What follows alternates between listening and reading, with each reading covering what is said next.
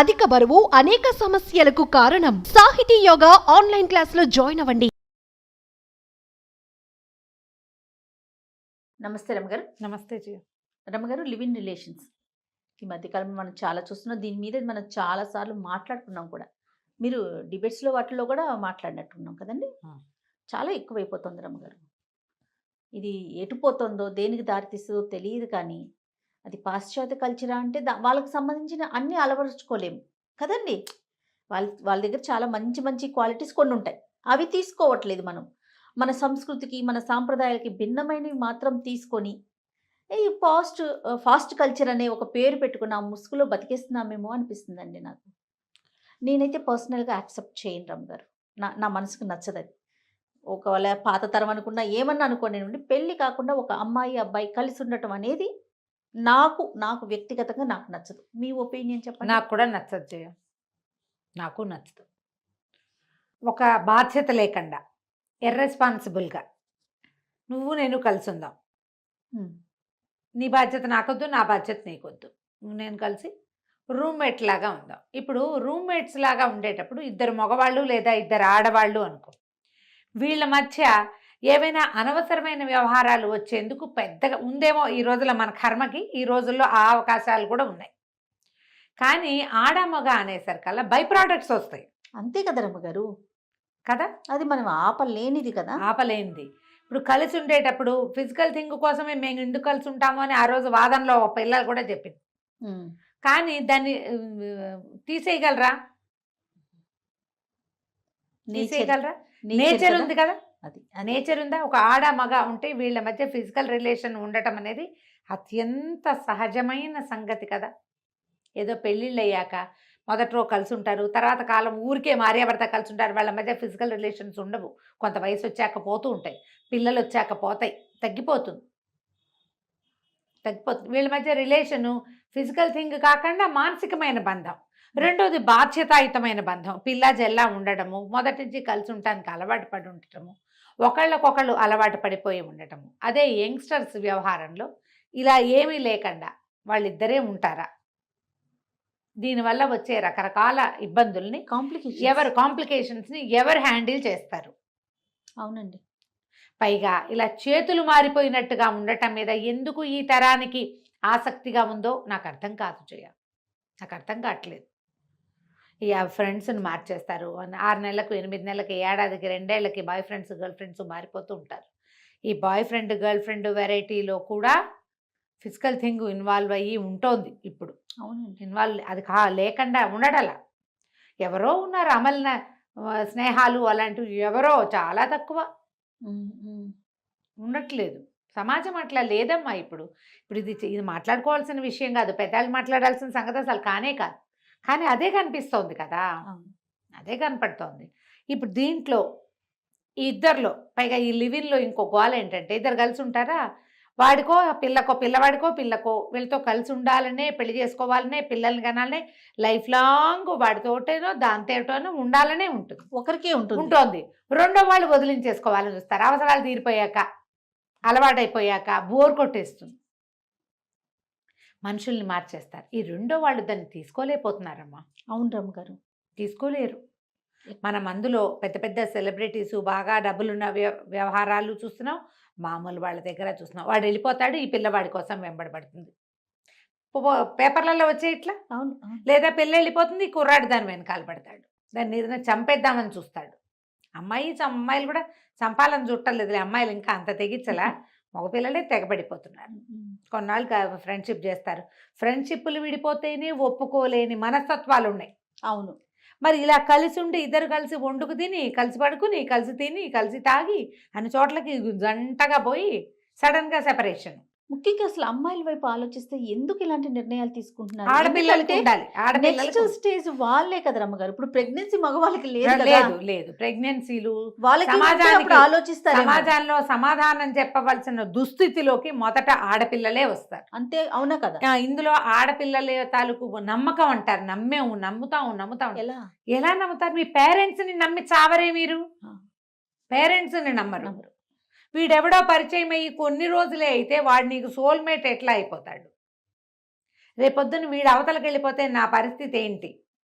ఒకటి ప్రెగ్నెన్సీ అనే కాదు జయ, ఒకళ్ళతోటి కలిసి ఉంటే చూడు వెదవది. మనం ఒక అగరబత్తీల పక్కన ఒక అగ్గిపుల్లని పెట్టామనుకో, చీపురు పుల్లని పెట్టాం, అగరబత్తి వాసన చీపురు పుల్లకి అంటుకుంటుందా? అంటుకోదా? 200% అంటుకుంటుందా? మరి ఇప్పుడు ఒకళ్ళతో కలిసి ఉంటే వాళ్ళ ముద్రలు మన మీద ఉండిపోతాయి, జీవితంలో ముందుకెళ్ళలేకపోతారమ్మా. రమ్మగారు అసలు మర్చిపోలేమా? నాకు ఇంకొక అనుమానం అనమాట. ఇప్పుడు ఇట్లా కలిసి ఉంటున్నారు కదా, ఏదో సమస్య వచ్చి చచ్చింది, ఒకళ్ళు వెళ్ళిపోయారు, ఆ ఇంకొక పర్సన్ ముందున్న వాళ్ళని మర్చిపోలేరా? నిజంగా మనసుకి అది ఇద్దరు అలా ఉంటుందా? కొట్టుకుని ఆ. ఇద్దరు తెంపుకుంటే సఫర్ అవుతారు కానీ మర్చిపోతారు జయ. మళ్ళీ ఎందుకంటే కొత్త జీవితాన్ని ప్రారంభించుకోవచ్చా? ప్రారంభిస్తారు. కానీ ఒకళ్ళు మాత్రం రెండో వాళ్ళతో విసిగిపోతారు. ఒకళ్ళు సాధారణంగా మనుషులం పొసెసివ్గా ఉంటాం జయ. మనం సాధారణంగా పొసెసివ్గా ఉంటాం. అలా డిటాచ్డ్గా ఉండే మనస్తత్వాలు చాలా తక్కువ ఉంటాయి. ఇప్పుడు ఒకవేళ డిటాచ్డ్గా ఉండేవాళ్ళు అనుకో, వాడు అడగగానే నాతో కలిసి ఉండని అడగగానే ఎందుకు ఒప్పుకుంటే వాడితో ఉండిపోవాలనిపించేస్తుంది అమ్మాయికి, అందుకని వెళ్ళిపోయి వాడితో ఉండిపోతుంది. తర్వాత వాడు ఆ కాస్త 4 రోజులు సరదా తీరిపోయాక మా అమ్మ వద్దంది, మా నాన్న వద్దన్నాడు, నాకు వేరే చోట ఉద్యోగం వచ్చింది, ఇంకోటి ఎవరితో పిలిచింది. వీళ్ళు చాలామంది పెళ్ళి 4 రోజులు 2 నెలలు అవుతుంది, ఎవరితోటో మెసేజ్లు కొడుతూ ఉంటారు. అది ఎవరితో ఇంట్రెస్టింగ్గా పిలుస్తుంది, అదే దీనికి ఎవడో పిలుస్తాడు. అస్సలు ఈ ఫోన్లు వచ్చాకమ్మా నా మాహరి వినలేకపోతున్నావు ఈ కథలు. దరిద్రాలన్నీ మొగుడు ఎదురుకుండానే ఉంటాడు, పెళ్ళం ఎదురుకుండానే ఉంటుంది, వీళ్ళు ఎవరితోటో చాట్ చేస్తారు. ఎన్ని రకాలు మాట్లాడతారో ఆ మొగుడుతోటి ఏది పంచుకుని సావరు, పెళ్ళంతోటి పంచుకోరు. మంచాలు పంచుకోవడం మానివారేసి, మామూలు షేరింగ్లు కూడా మానేసి ఏదో ఇద్దరు టైంకి వచ్చి ఆ ఇంట్లో పడుకోవటం, తింటాం, వండుకోవటం, అక్కడి నుంచి షేరింగు, ఫ్రెండ్షిప్లు, ఫిలాసఫీలు, ఇంకా ఏమిటో సోల్మేట్లు, ఇవన్నీ ఫోన్లలో ఎవరో, అసలు వాడి ముక్కు మొహం కూడా తెలియదు. వీడి కోసం వీడిని వదిలేస్తారు ఎదురుకుండా ఉండమని, వీడిని ఎంటర్టైన్ చేయటం మానేస్తున్నారు. అసలు నాకు అర్థమే కావట్లేదు జయ, ఎందుకు ఇలా అంటే కాలమహిమ అంటుంటారు పెద్దవాళ్ళు చాలామంది. అది కాదేమో అనిపిస్తుంది జయ. నేనేమనుకుంటానంటే అసలు రెస్పాన్సిబిలిటీస్ అనేవి లేకపోవటం, ఒక బాధ్యతకి లొంగకపోవటం. నాకు అనిపిస్తుంది నా జీవితం నా నా ఇష్టం. రెండోది అపరిమితమైన సెల్ఫ్కి పీట. నేను సెల్ఫిష్నెస్కి పరాకాష్ఠల్లో ఉంది ఇప్పటి తరం, నేను తప్ప రెండోది లేదు. అమ్మా నాన్నల మాట ఇప్పుడు మళ్ళీ ఏం చేస్తారు, అమ్మా నాన్న మాట వించావరు, ఇట్లా ఏదో వెధ పనులు చేస్తారు. ఊళ్ళలో చెప్పరు జయ, పేరెంట్స్ తెలీదు. ఆ రూమ్మేట్ అమ్మాయినో అబ్బాయినో భావిస్తారు. అబ్బాయి అయితే అబ్బాయి అనుకుంటారు, అమ్మాయి అయితే అమ్మాయి అనుకుంటారు. వీళ్ళు ఎవరితోటో కలిసి ఇక్కడ కాపురాలు పెట్టేస్తున్నారు పిల్లలు అన్న సంగతి పాపం ఊళ్ళల్లో తెలుసుకోరు. వీళ్ళని ఎంత నమ్ముతారమ్మా. వీళ్ళు అమ్మా నాన్నల నమ్మకాలేమో బ్రేక్ చేసేస్తారు, తమ నమ్మకాన్నేమో పార్ట్నర్ బ్రేక్ చేయకూడదు అనుకుంటారు. నువ్వేం చేస్తావో నీకు అదే కదా లభిస్తుంది, అవునా కాదా? యద్భావం తద్భావం. పైగా ఒక 3 ఏళ్ళు 4 ఏళ్ళు కలిసి ఉంటారా, ఆ తర్వాత పెళ్లి చేసుకుంటే జీవితం ఏం కొత్తగా ఉంటుందో అర్థం కాదు జయ నాకు. ఏం కొత్తగా ఉంది మీకు? జీరో కదా. ఏమీ థ్రిల్ లేదు, ఏమీ ఇన్వెన్షన్ లేదు, ఏమీ కనుక్కోవటం లేదు, డిస్కవరీలు లేవు, ఇన్వెన్షన్లు లేవు, థ్రిల్లే లేదు. రొటీన్ అయిపోదు. రొటీనే. ఒక 3 ఏళ్ళు కలిసి ఉన్నావు, తర్వాత పెళ్లి చేసుకున్నావు, ఏముంది? కనీసం కొంపైనా మారిస్తే కొంచెం కొత్తగా ఉంటుంది. దీంతో ఏమీ కొత్తగా ఉండదు, కొంచెం కూడా కొత్తదనం ఉండదు. అవునండి. మరి ఈ రొటీన్ కోసము ఈ ట్రై ఎందుకు చేయటం ఎందుకు? ఇంగ్లీష్ పిక్చర్స్లో కొన్ని చూస్తుండే వాళ్ళని జయ, వాళ్ళు ఇద్దరు కలిసి ఉన్నట్టే ఉంటారు. సడన్గా ఒకరోజు వాడు రింగ్ తీస్తాడు, ఆ అమ్మాయి ఓ ఏడ్చేస్తుంది. ఆఫీస్లో వాళ్ళు ఎవరో ఆఫీస్లో ప్రపోజ్ చేస్తే ఆఫీస్లో చూసిన వాళ్ళు కూడా చాలా ఏడ్చేస్తూ ఉంటారు, చాలా ఎమోషన్ అయిపోతారనమాట. మళ్ళీ నిన్నటిదాకా మీరు కలిసేగా ఉన్నారు, ఇప్పుడు కొత్తగా రింగు వల్ల జీవితంలో వచ్చిన మార్పు ఏముంది? పెళ్ళి అనేది ఒక పెద్ద తతంగంగా చేసుకోవటము. మన పెళ్ళిళ్ళలో మన కర్మకి కన్యాదానం ఒకటి మనకి. వీళ్ళు అక్కడ కలిసి కాపురం చేసేస్తారు, ఆ పిల్లని అమ్మ నాన్న కన్యాదానం చేస్తాడు పాపం. కన్యాదానం అంటే ఏమిటి? వివాహం కాకపోవటం అనేనా? అదే అర్థం తీసుకోవాలి. మన కర్మ అంతే. ఆచారాలు వాటిని భ్రష్టు పట్టించేస్తే పోయారమ్మా. మీ జీవితాలు భ్రష్టు పట్టించుకోకుండా చూసుకోండి. పోనీ ఉండి కలిసి చచ్చినప్పుడు ఆ రిలేషన్ అయినా స్ట్రాంగ్ గా ఉంచుకోవాలి. లైఫ్ లాంగ్ కలిసి ఉండండి, కాంప్రమైజ్ అవ్వండి. ఒకళ్ళు కోటికి లాగటం. మనం చూస్తున్న కొన్ని రిలేషన్స్లో మనం తెలిసిన జనాల్లో అయితే ఒకళ్ళ మాట ఒకళ్ళు వినరు, ఎందుకో కలిసి ఉంటారు, బ్లాక్మెయిల్ చేసుకుంటారు ఒకళ్ళనొకళ్ళు, ఫ్రెండ్స్ కోసం పెళ్ళిళ్ళు చేసుకుంటారు, చుట్టుపక్కల వాళ్ళందరూ ఏమంటారు అని పెళ్లి చేసుకుంటారు. ఇక మీ పెళ్లి సక్సెస్ అవుతుందా? ఎక్కడవుతుంది? ఎలా అవుతుంది? మీరు లాంగ్ క్లాస్ అటగే కలిసి ఉంటారు, కొట్టుకు చస్తూ, సుఖమేముంది? తర్వాత ఏమవుతుంది? క్రమంగా అదొకరిని వీడొకరిని చూసుకుంటారు. అవును. ఎక్స్ట్రా మ్యారిటల్ అఫైర్స్ ఇలాగే కదా జయ ఏర్పడతాయి. 100% సక్సెస్ఫుల్ మ్యారేజెస్లో భార్యాభర్త చాలా అన్యోన్యంగా చక్కగా ప్రేమించుకుని ఇళ్లలో పెద్దవాళ్ళకి చెప్పి చక్కగా పెళ్లి చేసుకుని లేదా పెద్దాళ్లే కుదిర్చి చాలా అనురూపమైన జంటల్లో కూడా ఎక్స్ట్రా మ్యారిటల్ అఫైర్స్ వచ్చే అవకాశాలు ఉన్నాయి ఈ రోజుల్లో. ఎవరో ఒకళ్ళు చేరతారు, వీళ్ళే ఏదో బలహీన క్షణాల్లో దొరికేస్తారు. ఇవన్నీ అవే కాకుండా మీరు కొట్టుకు చేస్తుంటే మీ దగ్గర అవకాశం పుష్కలంగా ఉంది కదా, థర్డ్ పర్సన్కి అవకాశాలు ఉన్నాయి కదా. ఎప్పుడైనా ఇలా రిలేషన్లో దిగేటప్పుడు ఆడగాని మగగాని దీంతో నేనేం సాధిస్తాను, ఇది నేను కంటిన్యూ చేయగలనా, నాకు అక్కర్లేదా ఎక్కువ కాలం ఊరికే నాకు కొంతకాలం కలిసి ఉండి ఎవరి దారిని వాళ్ళు విడిపోదామా అనేది ఈ 3 పాయింట్లు ఆలోచించుకోండి ఇద్దరు కలిసి. రైట్, ఆలోచించాలి. ఇప్పుడు వద్దు అని చెప్తే ఎవడు విండ చేయ, ఇది మంచిది కాదు చెయ్యొద్దు, నేను అదే చెప్పదలుచుకున్నా, కానీ ఎవడు విండు. ఇవి కనీసం ఆలోచిస్తే మానేయాలనిపించవచ్చు, మీకు చేసేయాలనిపించకూడదు. చేసే ముందు అసలు నేను ఎందుకు చేస్తున్నాను, దీనివల్ల నాకేం రాబోతోంది, రేపొద్దున ఏమైనా రావచ్చా, మా పేరెంట్స్కి నేనేం సమాధానం చెప్తాను, పేరెంట్స్కి సమాధానం చెప్ప వాళ్ళు ఇచ్చే ఆస్తి తీసుకుంటావు, అన్నీ కావాలి మళ్ళీ, వాళ్ళ అటెన్షన్, వాళ్ళ ప్రేమ, వాళ్ళ ఆపేక్ష, వాళ్ళ తాలూకు ఏమంటారు ఎమోషన్ అంతా నువ్వు తీసుకుంటావు. ఒకవేళ నీకేదైనా అవసరమైతే వాళ్ళ సపోర్టు. అలాంటప్పుడు ఈ విషయానికి పేరెంట్స్ని ఒప్పించాలా వద్దా, నీకు బాధ్యత లేదు మరి, ఎంత ఇర్రెస్పాన్సిబుల్ నువ్వు, అసలు మంచిగా ఉంటానికి పనికొస్తావా మనం, అది కదా ఆలోచించాలి. కరెక్ట్, ఆలోచించి దిగండి. దీనివల్ల రేపు నాకు కానీ వీడికి కానీ లేదా దానికి కానీ నాకు కానీ ఏమొస్తుంది, అదేదో పెళ్ళే చేసుకుని తగలబడితే సరిపోతుంది కదా, కావాలంటే రిజిస్టర్ చేసేయండి. ఫార్మల్ మ్యారేజ్ వద్దు, మీ ఇద్దరు కలిసి ఉండదలుచుకున్నారు, ఒకళ్ళని విడిచి ఒకళ్ళు ఉండలేకపోతున్నారు, కలిసి ఉంటే బెనిఫిట్స్ తోటి బాగున్నాయి అనిపించి బెనిఫిట్స్తో కలిసి ఉండే వాళ్ళు కూడా ఉన్నారమ్మా. రూములు కలిసి వస్తాయి, ఇల్లు కలిసి వస్తాయి, సామాన్లు కలిసి వస్తాయి, టైం కలిసి వస్తుంది. జీవితానికి గిన్నెలు సంబంధించి తోము, నేను అన్నం వండుతాను కాదు రమ్మగారు, జీవితానికి సంబంధించి ఇలాంటి లెక్కలు, ఇవే లెక్కలు. పోనీ ఆ లెక్కతోటి దిగిన రిజిస్టర్ మ్యారేజ్ చేసేసుకోండి.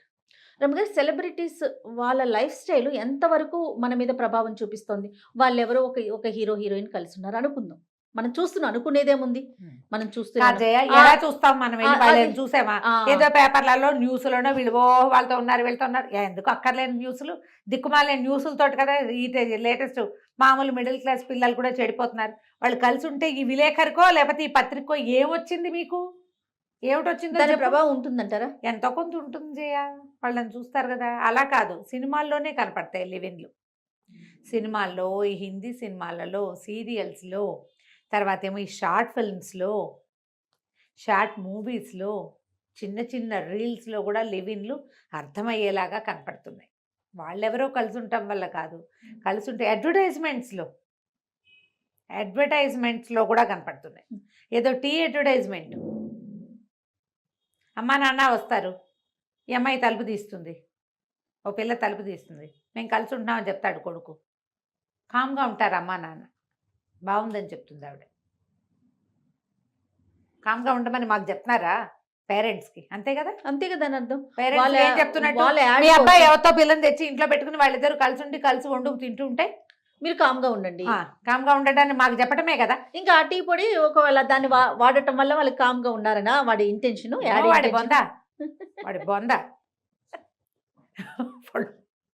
పేరెంట్స్కి ఏం చెప్తున్నాడు జయ, సమాధానానికి ఏం చెప్తున్నారు వీళ్ళు? అసలు మీకు ఇంత టైం ఎక్కడ దొరుకుతుంది? యాడ్ కనపడుతూనే ఉంటుంది కదా జయ, చూడలేదు. నాకు టీవీ అవకాశం, నువ్వంటే రోజు ఆఫీస్కి వస్తావు, నేను నెలలో 20 రోజులే వస్తానమ్మా సినిమా టీవీ, 10 రోజులు ఇంట్లో 10 రోజులు ఉంది కదా. టీవీలో చూసారా? ఎప్పటి నుంచో చూస్తున్నాను అది. నేను అనుకుంటా నన్ను ఒప్పిస్తున్నాడు వీడు, ఈ చాతుర్యం ఎవరిదో గాని వాడు వాళ్ళ అమ్మనో నాన్నో ఒప్పించడానికి తీసుంటాడు దుర్మార్గుడు, మమ్మల్ని కూడా ఒప్పిస్తున్నాడు. మీ అబ్బాయితో పాటు ఒక అమ్మాయి ఇంట్లో ఉండి అది టీ చేసి పట్టుకొస్తే, పైగా అది ఏమిటో చెప్తుంది, ఉండు గుర్తొచ్చింది ఆ మాట కూడా, ఆయనకి షుగరు, ఈవిడ షుగర్ ఎక్కువ తాగుతుంది, ఆయనకి పంచదార లేదు, దీంట్లో 2 స్పూన్లు పంచదార ఉంది అని చెప్తుంది. అంటే మీ టేస్ట్లు, మీ వాళ్ళ అబ్బాయి తాలూకు అమ్మ టేస్ట్లు అన్నీ అమ్మాయి తెలుసుకుంది. వీళ్ళ ఇంట్లో ఏం జరుగుతుందో మరి అంత బాగా తెలుసుకుంటే పెళ్ళే చేసుకుని తగలబడచ్చు కదా అనుకుంటారు యాడ్ చూసినప్పుడు. అమ్మ నాన్న గురించి అన్నీ మాట్లాడుకుని అంత క్లోజ్గా ఉన్నారు వాళ్ళు. పెళ్ళొక్కటి నష్టమా మీకు? అదే కదా, ఆ కాస్త చేసుకోవచ్చు కదా, రిజిస్టర్ చేసేసుకోండి హాయిగా. అప్పుడు ఇది అమ్మాయిల సేఫ్టీ కోసమే చెప్తున్నానమ్మా. రేపొద్దున రేపు మర్నాడు ఏ ప్రెగ్నెన్సీయో వచ్చినా ఒకవేళ వాడు తోక జాడిచ్చిన అబ్బాయి మీరు సేఫ్గా ఉంటారు. Yes, purely అమ్మాయిలకే. ప్యూర్లీ అమ్మాయిలు. కొన్ని చోట్ల అమాయకపు పిచ్చి వేధాల అబ్బాయిలు కూడా ఉంటారు. ఆ పర్సంటేజ్ కొంత తక్కువ అమ్మగారు. అమాయకపు అబ్బాయిలు ఉంటారు.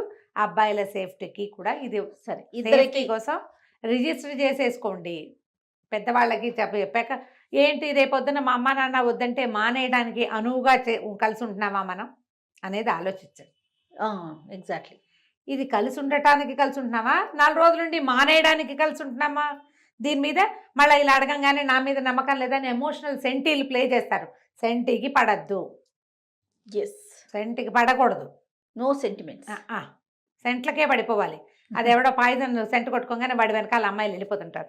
ఎవడో అమ్మాయిలంతా సిగ్గు లేకుండా ఉన్నారేంటమ్మా, ఏదో సెంటు వాసనలకే పడిపోతారా? నాకు యాడ్స్ చూస్తే ఎంత మండిపోతుందో. ఇంత అసహ్యంగా ఉన్నారా ఆడపిల్లలు? వాడు ఎవడో సెంటు కొట్టి వాడి వెనకాల ఎంత హీనపరచటం. అది హీనమైపోయామా మనం? అంత అసహ్యంగా ఉన్నామా? ఎవరన్నా సెంటు కొట్టగానే వాడి వైపు చూస్తారా ఆడవాళ్ళు? అదే నాకు కావాల్సింది. అదే కదా. అంటే నీకు అంత తాత్కాలికమైంది చాలని ఆడవాళ్ళకి సమాజంలో సగం పర్సెంటేజ్, మోర్ దాన్ 50% ఉన్న స్త్రీ సమాజానికి వాళ్ళు ఏం చెప్తున్నారు? అవునండి, అవును. ఓ సెంటు కొడితే పడిపోతావు, నువ్వు ప్లే చేస్తే పడిపోతావు, నువ్వు ఎందుకు పనికి మాలిన దానివి అని చెప్తున్నారు. నాకు ఎంత మండుతుందో దాన్ని చూసినా కూడా భలే కోపం వస్తుంది.